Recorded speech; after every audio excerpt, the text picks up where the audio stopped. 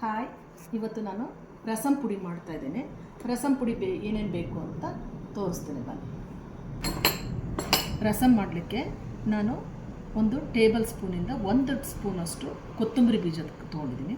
ನಂತರ 1 ಟೀ ಸ್ಪೂನಿಂದ 1 ಸ್ಪೂನಷ್ಟು ಜೀರಿಗೆ ತೊಗೊಂಡಿದ್ದೀನಿ. 12 ಕಾಳು ಮೆಣಸು ತೊಗೊಂಡಿದ್ದೀನಿ. ನಂತರ 1/4 ಟೀ ಸ್ಪೂನ್ ಇದು.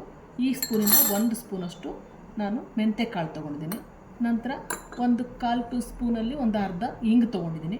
5 ರಿಂದ 6 ಬ್ಯಾಡಗಿ ಮೆಣಸಿನಕಾಯಿಯನ್ನು ತೊಗೊಂಡಿದ್ದೀನಿ.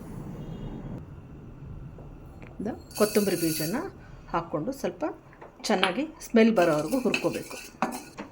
ನಂತರ ಸ್ವಲ್ಪ ಇದು ಜೀರಿಗೆನೂ ಸಹಿತ ಹಾಕ್ಕೊಳ್ತಾ ಇದ್ದೀನಿ. ನಂತರ ಕಾಳು ಮೆಣಸು, ನಂತರ ಮೆಂತ್ಯ ಕಾಳು,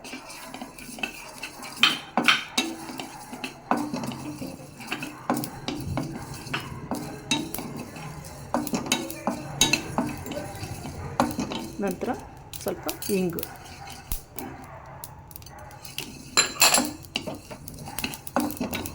ನಂತರ ಒಣಮೆಣಸಿನಕಾಯಿ,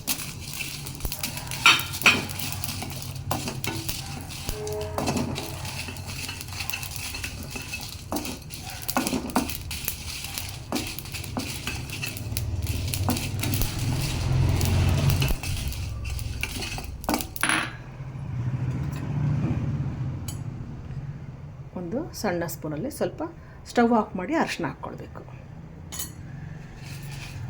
ಈ ಎಲ್ಲ ದಿನಸುಗಳನ್ನ ಮಿಕ್ಸಿ ಜಾರ್ಗೆ ಹಾಕಿ ಗ್ರೈಂಡ್ ಮಾಡ್ಕೋಬೇಕು ಚೆನ್ನಾಗಿ ಸಣ್ಣಗೆ.